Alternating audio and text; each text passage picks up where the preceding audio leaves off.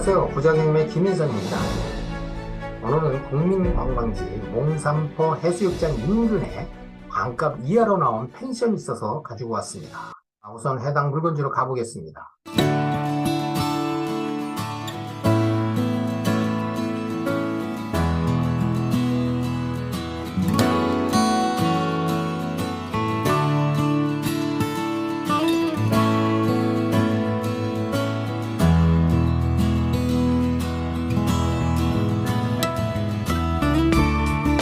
몽산포 항 전경입니다.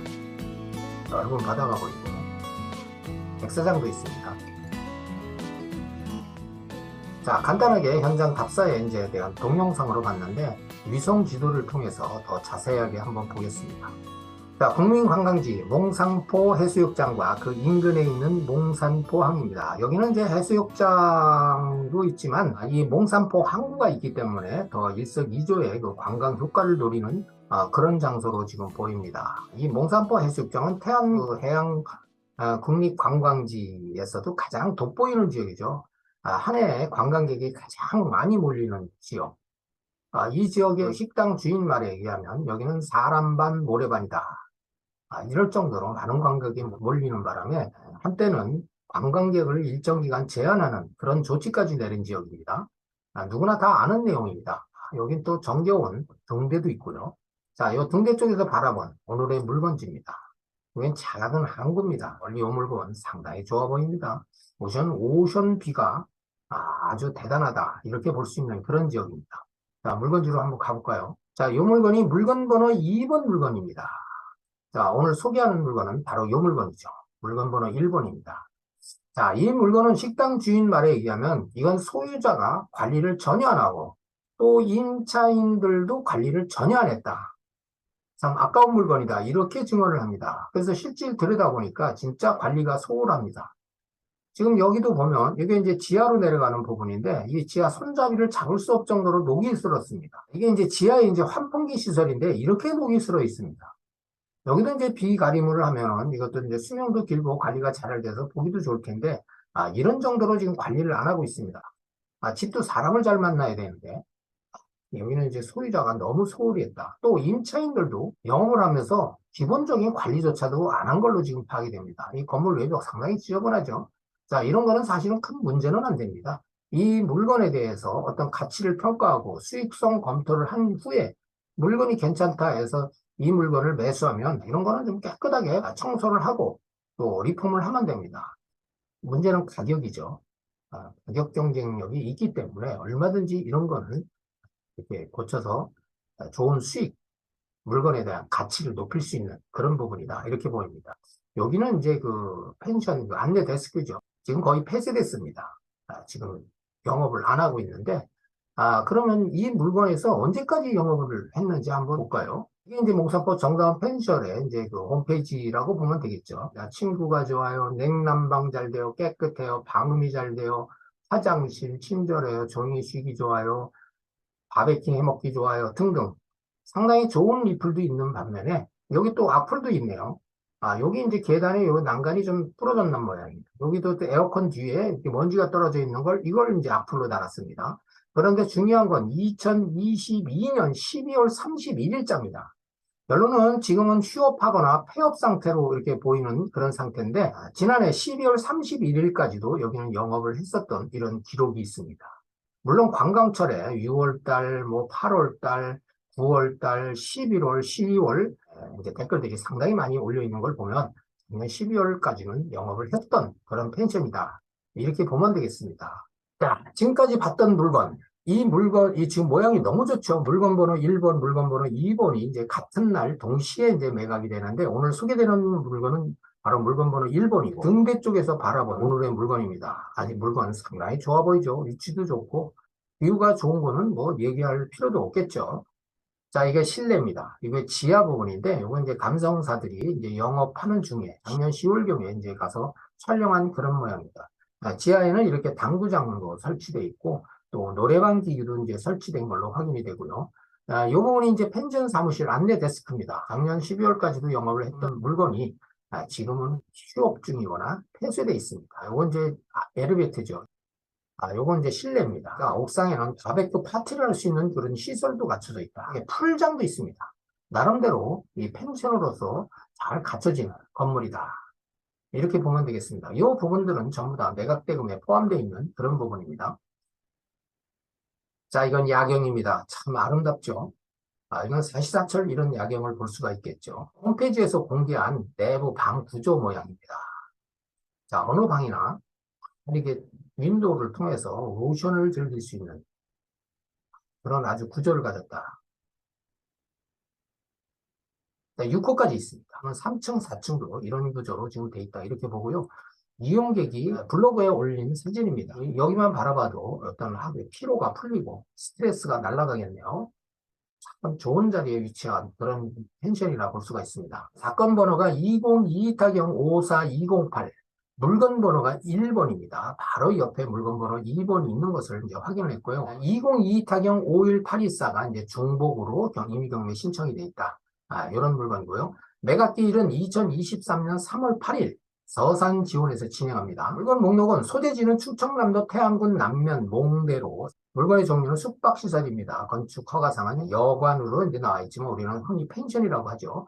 매각 대상은 대지 한 필지가 558평방미터에 168.8평이고요. 건물은 지하 1층에 지상 4층 한 동, 975.13평방미터, 294.98평, 거의 295평, 거의 300평 가까이 되는 큰 건물입니다. 자, 이 건물의 감정 가격을 보니까 토지는 6억 6,402만 원에 평가를 냈고요. 건물은 8억 3,855만 1,060원. 감정가가 15억 257만 1,060원에 시작해서 이번 차수 감정가의 49%, 7억 3,626만 원에 시작되는 물건입니다. 아주 매력적인 금액이죠. 새로 지려고 그러면 15억 이상이 가는 그런 물건인데 지금 뭐 땅값은 별도로 치더라도 건물 가격보다도 훨씬 반값 이하로 떨어진 그런 물건이다.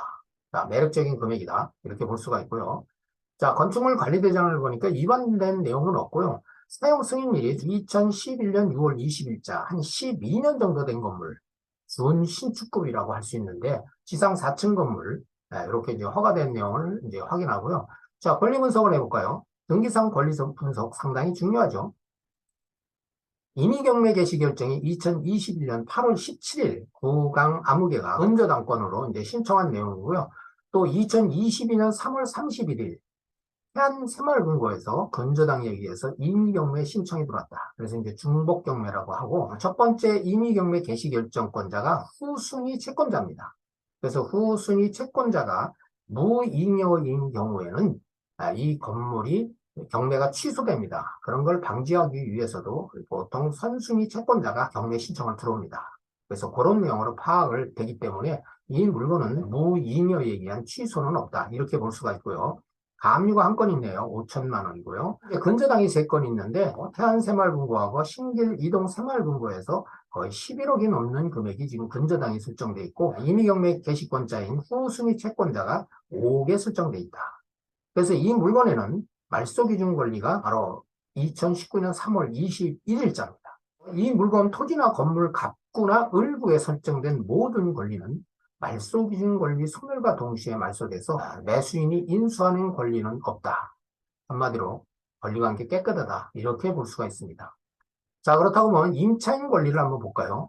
매각물건 명세서를 통해서 임차인 권리를 분석을 해보니까 회차 기간은 2014년부터 2016년까지로 이렇게 기록이 되어 있는데 실질적으로 확인했듯이 그 이용자들의 블로그에서 댓글을 다른 거 보면 2022년 12월 31일까지도 이용했다는 그런 흔적이 있죠. 이 기간보다도 훨씬 긴 기간을 지금 영업 중에 있었다. 이렇게 보면 되겠습니다. 여기서 보니까 보증금이 1,000만 원입니다. 근데 월세는 678만 5천 원에 이렇게 기록이 되어 있습니다. 그런데 여기 사업자 등록일이 2014년입니다. 그래서 근저당 설정일보다 빠르기 때문에 이 임차인은 대항력 있는 임차인입니다. 그래서 대항력 있는 임차인인 매수인이 인수 대상입니다. 법원에 직원이 확인된 1,000만 원에 상당하는 금액은 매수인이 인수해야 된다. 근데 여기 내용 그 금액들에 보면 그 금액에 대한 포지션은 전체 우리가 매수 금액에 비하면 그렇게 큰 금액이 아니기 때문에 부담은 없을 수가 있다. 이렇게 이제 판단을 할 수가 있습니다. 그러나 이런 내용은 명도 합의가 이루어져야 되고 합의가 안 이루어진다. 그러면 인도소송 대상입니다. 인도소송을 가게 되면 좀 시간이 걸리죠. 명도하는데. 그래서 요거는 이제 그 매수인이 어떤 지혜를 발휘해서 명도 합의를 이끌어내는 것이 또 이 물건의 핵심적인 내용입니다. 자, 그러면 이 물건에 대한 매물 현황과 국토교통부 거래 사례를 한번 확인해 보겠습니다. 매물 표시는 지금 안 나와 있는데 여기 펜션이 6억 5천만 원에 이렇게 나온 게 보이네요. 면적을 한번 비교해 볼까? 여기 사진이 나와 있네요. 아주 작은 단독주택 정도네요. 164.2평방미터. 한 50평 정도 되겠네요. 50평 정도 되는 물건이 6억 5천만 원. 결국에는 우리 물건하고는 비교가 안 되네요. 우리는 건물만 해도 300평에 가까운 그런 물건이죠. 여기는 뭐 여관이고, 여기 이제 펜션이 16억짜리가 나와요. 16억짜리 건물이 40평 정도밖에 안 됩니다. 130.58평방미터면 평수로 한 40평 정도 되겠네요. 자, 평수로 40평 정도 되는 물건하고 우리 물건 300평 정도 가까이 되는 물건하고 비교가 됩니까? 비교 안 되죠. 7억에 나온 것도 보니까 이런 모양이네요. 그것도 한 60평 정도 되겠네요. 비교 자체가 안 됩니다. 물론 위치마다 좀 다르기는 해도 같은 국민 관광지 단지 내에 있는 펜션들이라고 볼 때 이런 물건들하고 비교가 안 되니까 우리 물건의 가치가 얼마만큼 좋은지 우리 시청자들이 이제 파악을 할 수가 있죠. 여기 또 펜션 16억이 나왔는데 요거는 뭐 368, 382, 24, 한 26평 정도 대밖에 안 되네요. 건물이. 여기에 지금 표기된 내용은 허위 매물은 아니겠죠. 자, 26평 정도 되는 건물이 지금 16억에 나왔습니다. 땅도 작습니다. 우리는 558평방미터인데 여기는 541평방미터. 비교 자체가 안 되는 그런 물건이 16억, 16억 5천, 뭐 7억, 뭐 7억짜리야 뭐 비교 대상이 안 돼. 자, 이런 그 매물대만 봐도 경쟁력이 있는 그런 물건인지를 여기서 금방 비교가 됩니다. 자, 국토교통부 실거래는 아예 거래 가격이 없습니다. 여기서는 이제 비교할 수 있는 그런 물건이 없습니다. 지금까지 물건에 대한 지리적 위치, 또 물건의 상태에 대해서 분석을 해봤고요. 등기상의 권리 분석까지도 해봤고, 임차인 분석도 해봤습니다. 자, 이 물건에 관심 있는 분들은 반드시 현장 답사를 해서 물건에 대한 상태를 점검을 해보고, 또 임대 시세도 반드시 체킹을 하면서 매매 시세까지도 함께 살펴봐야 되겠죠. 또 이 물건은 이제 주택이 아니기 때문에 또 상가 부분은 이제 대출이 좀 여유 있게 좀 나오는 편입니다. 그래서 대출 가능성도 한번 체킹을 해보고 그런 연후에 종합적인 수익성 검토를 해서 좋은 가격에 낙찰받기를 기대합니다. 여기까지입니다. 구독과 좋아요는 영상 제작에 큰 힘이 됩니다. 감사합니다.